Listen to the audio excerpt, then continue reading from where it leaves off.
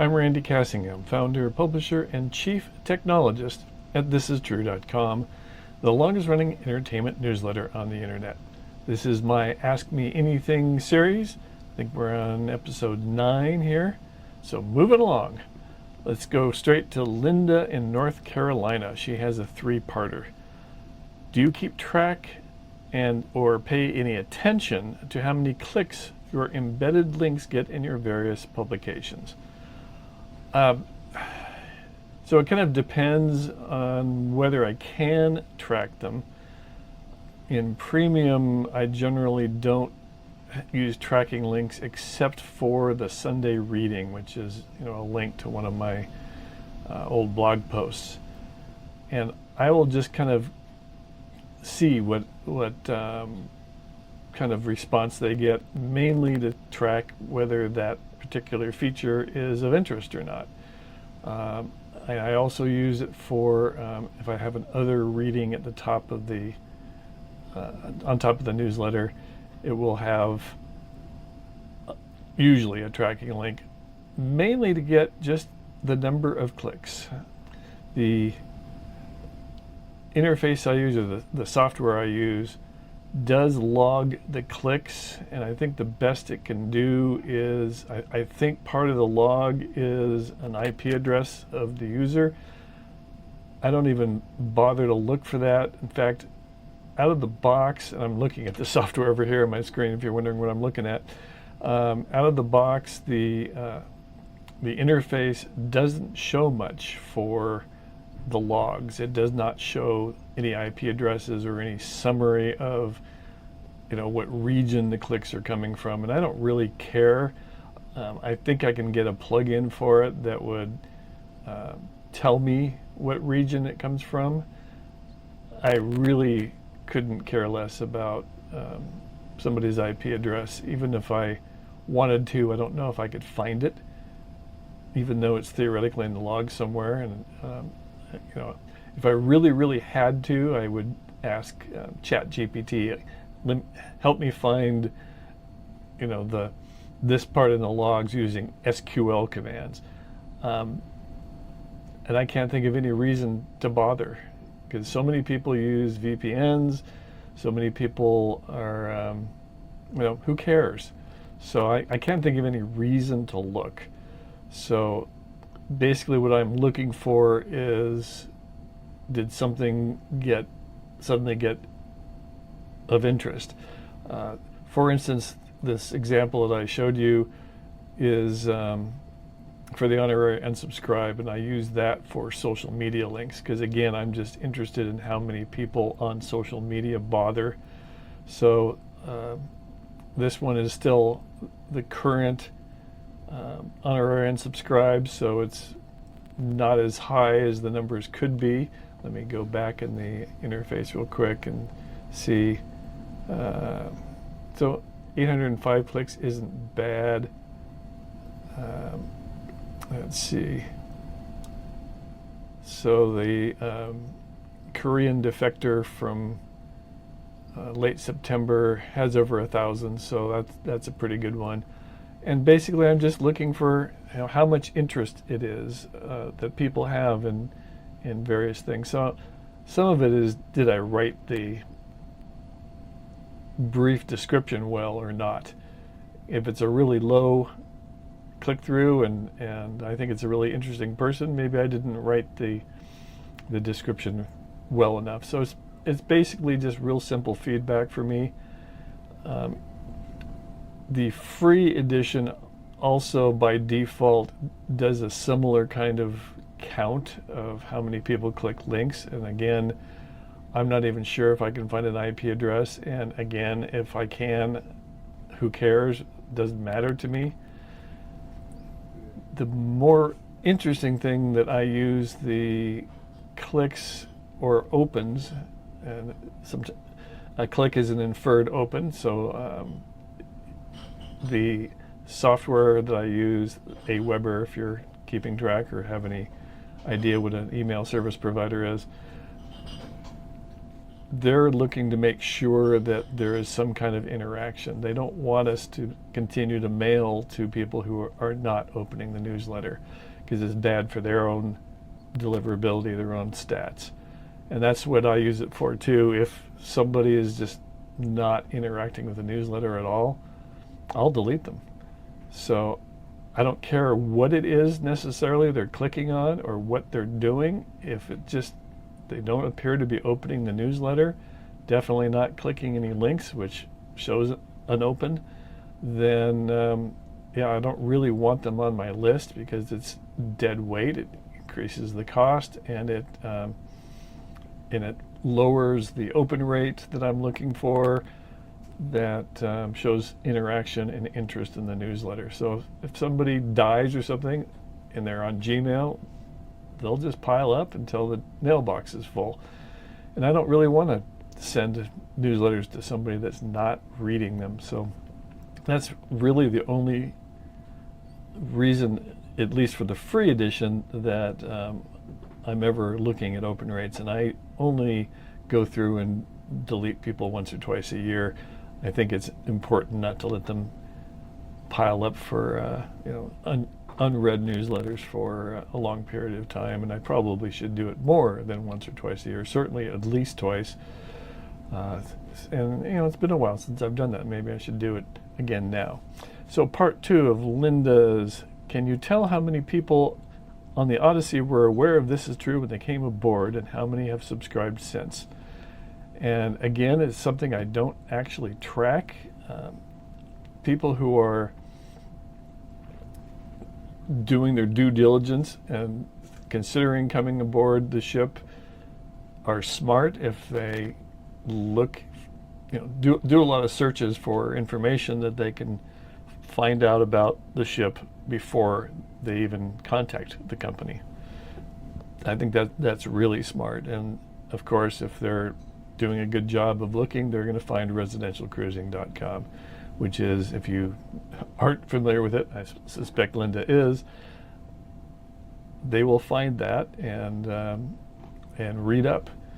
And that's pretty smart. So I've had a lot of people come and say, hey, thanks for having that resource. They'll come and find me in my office when they get aboard and say thank you, that it was helpful to them to learn about the ship and whether it was for them. And occasionally I've gotten emails to that effect, and once in a while they'll even say, I decided it wasn't for me. And that's great. If that's their conclusion after reading through it and getting objective advice or objective information, then it isn't for everyone. And it is amazing to me how many people have even bought cabins here without ever having set foot on a cruise ship before. And I'm only aware of one that came on and then didn't like it and left like a week or two later. And the reason for that one, I understood, was they got on, I believe, in Taiwan, and we had to flee Taiwan because a typhoon was coming, and there were slightly rough seas. It wasn't bad at all. I mean, I didn't even batten down the hatches in the office here. I've done a lot of things to keep things stable, but occasionally something will fall over or slide off my desk. That's pretty rough seas if it does that, and I don't think we've had really rough passages yet. So, but they didn't like how rough it was, and they said, well, if this is anything like what it's like being here, we can't take this. They were seasick or something. They didn't stop to consider that was unusual, that, well, at least it didn't seem like they stopped to consider that it was unusual, or that they could get used to it. The roughest seas we've ever had, we had some things fall off the bathroom counter, like my toothbrush. I was unhappy to find my toothbrush on the floor, but at least I had a cap over the bristles. And that was pretty surprising to me that had escaped its little cage that I put it in. And that's the roughest we ever had. So, and the amusing part of that is I didn't even wake up for it. It just doesn't disturb my sleep, and I really actually kind of enjoy it. So rough seas are a fun challenge, in part because I've never been seasick, and neither has Kit. So let's see, how many have subscribed since? I actually am fairly surprised once in a while when somebody says to me or gives me feedback on a story I wrote or something. Oh, you're subscribed. I didn't know that. There have been a few that have upgraded to premium since they got here. In fact, one of them even before the ship ever sailed. In fact, there might be a couple of those that they just either wanted to support me or just really liked what they had read in the free edition, which is the way it's supposed to be. I definitely don't solicit people. I don't think it's fair to push anybody in a captive audience to subscribe. So I don't talk about it a lot, but occasionally people do like what they see and choose on their own to upgrade, and that's great. That's the way it should be as far as I'm concerned. And number 3 for Linda is, how is Kit conducting her business now that she is aboard the ship? She essentially is not marketing anymore. She's not soliciting new clients. I think she would, if somebody came to her, she would take them on, but she's not working at finding new clients. She's not marketing, in other words, as I already said. But she does still work with clients she had before she got here, and they go way back, so 5 years or something like that.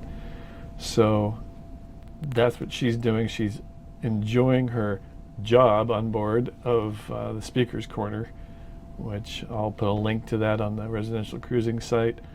And it's not a paid job, obviously, but she is enjoying that. She gets a lot of intellectual stimulation from working with the people and, of course, hearing their talks. And I go to most of them. Occasionally I have to work and really need to get things done, and so I will rely on the recording and watch it later. But she does a great job, and she's actually been starting to be invited for residents. They're creating other events, like we recently had a Diwali celebration here aboard ship that even the captain came to. Specifically, the crew was invited, and quite a few of those showed up. And the person who organized that asked Kit to MC it, and Kit said sure, and did a great job. And she's already well known by the residents who come to Speaker's Corner, and it was cool to watch her shine during that, even though it was pretty late at night. It started at 8 or 9 p.m. and ran well past 11, and then kept going after we left. So that's it for Linda. Next is David in California. Over the years, how have readers changed their reactions to your stories? How would you describe the changes in tone of the supportive or angry responses? I'll leave the third part for after I answer the first part. Over the years, how have they changed in their reactions? A lot more subdued. I think the increase in acrimony over politics that have been driven by certain politicians have gotten people more used to, let's say, political arguments. And true is political, it's not partisan. I will call out stupid Democrats just as readily as stupid actions by Republicans. I don't really care which party they are. I care what their public actions are. And if they do something that I think warrants being included in a This Is True story, I'll tell the story no matter what their party is. I don't care. I'm not a Republican. I am not a Democrat. So I don't have a dog in those fights. I have a dog in the fight for freedom and intelligence. So that's what I'm really about as far as the stories. And you didn't say political responses, but that's the main thing I get is if somebody is unhappy with the story, it's usually because it's a political story. And I had exactly one just recently. It was actually not my story. It was one of Alexander's stories. The tagline was something along the lines of sending troops out against citizens of the United States, which is unconstitutional. And one person was absolutely outraged, a premium subscriber who was coming up for renewal, and he said, "Unsubscribe me immediately." And, you know, an absolutely whiny partisan response to what really truly was not a partisan tagline. And I find that in general, that the whiny responses come from the right. And that's, I don't know if I expect that or not. Some of you might, but you know, I roll my eyes over how childish it is. These are people, for the most part, that are absolutely gleeful when I slam the left. But if I dare slam the right at all, even slightly, they get all indignant and wah, wah, wah, unsubscribe me immediately. What effing babies. You know, if you can articulate an intelligent response, I will listen to it. I will respond to it. I will engage in that conversation. But when you're crying and whining and stamping their feet, it's like, screw you, go away. And this guy did. And, you know, 40 whole bucks a year, I'd just as soon not have that if he's going to be whining at me. So, and then part 3 of David's answer. Part 2 also was, are there changes in tone? Yeah, I guess I did answer that. Basically, it's more subdued with the occasional standout. And do communications with readers give you hints of what the future will be like? No, in part because, you know what? I don't think readers in general know what the future is going to be like, because that's something that's pretty much unfathomable. I don't think we can figure out what the future is going to be like, although my guess is it's going to get worse. Hit the like and subscribe if you would. It does help. It helps other people find the videos. It helps with stats. It helps YouTube say, yeah, people are interested in these videos. We'll show it to more people. That's why we, you know, every person who has a channel on YouTube that does videos regularly asks you to do that subscribe and like. At the very least, click like, because you know, that doesn't commit you to anything. It just shows feedback. Comments are great too, not only on my site, but I'm absolutely thrilled that the comments on YouTube, for the most part, have been pretty reasonable, thoughtful, and articulate, and even worth reading. So, hey, it kind of shows that my followers are a cut above, not the crazy nuts that you often get on YouTube. So, there you go. I'm Randy Cassingham, and I'll talk at you later.